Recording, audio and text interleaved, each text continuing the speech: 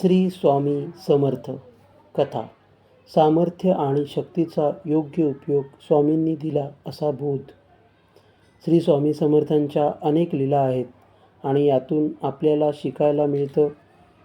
स्वामींनी आपल्या अनुभवातून प्रत्येकाला शिकवण दिली आहे असे आपण म्हणू शकतो.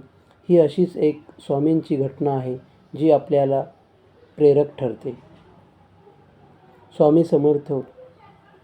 श्री स्वामी समर्थ चोळप्पांच्या मुलांबरोबर गोट्या खेळत होते. स्वामी म्हणतात, जिंकायचं असेल तर नेम अचूक पाहिजे, लक्ष केंद्रित करावं लागतं. खेळ म्हटलं तर गोंगाट तर होणारच. चोळप्पाची सासू पारायण करत असे. तिला त्रास होतो.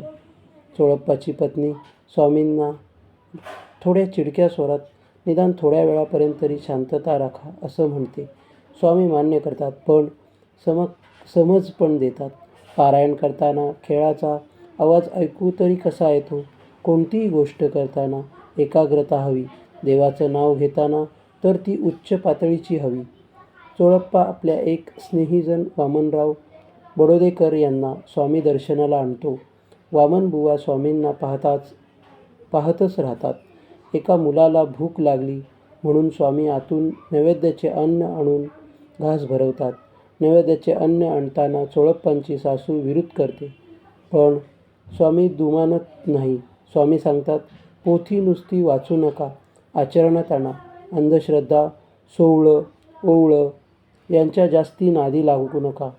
चोळप्पाची पत्नी आणि सासू चोळप्पाजवळ तक्रार करतात, पण चोळप्पा काही ऐकत नाही. तिकडे शास्त्रीबुवा वामनबुवांना स्वामीबद्दल घालून पाडून बोलतात. मग ते वामनबुवाला घेऊन आपल्या गुरु घोलपस्वामीकडे जातात. घोलपस्वामी मुठभर मातीला सोन्याच्या नाण्यात बदलून चमत्कार दाखवतात. वामनबुवा चमत्काराला दुमानत नाही. उलट ते घोलपस्वामींना आपल्या गुरु स्वामी समर्थांबद्दल सांगतात. घोलपस्वामी सोन्याचं लालूच घेऊन आपला शिष्य करू असं पाहतात.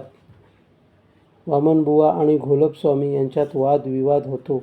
जाता जाता वामनबुवा सांगून जातात की माझे गुरु येईल तुमची परीक्षा पाहायला. तिकडे शास्त्रीबुवा स्वामीकडे दगड घेऊन याचं सोनं करा अशी विनंती करतात. अर्ध सोनं आम्ही घेऊ अशा अटीवर घोलपस्वामी आपले प्रयत्न सुरू करतात. पण काहीही केल्या त्यांना यश मिळत नाही. त्यांना वाटतं की वामनबुवांनी आपली विद्या हिरावली आहे, म्हणून सूड घ्यायला घोलपस्वामी धर्मशाळेत जातात.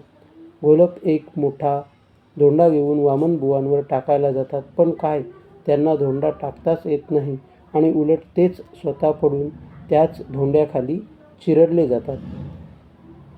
धोंड्याच्या आवाजाने वामनबुवा जागे होतात.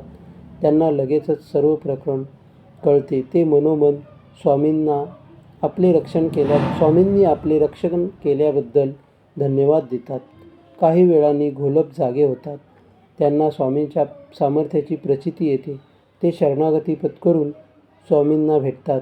स्वामी बोध करतात, घोलप आपल्या सिद्धीचा उपयोग आपले प्रस्थ वाढवायला करू नये. अरे, आपले सामर्थ्य आणि शक्तीचा उपयोग लोकांच्या कल्याणाकरता करावा.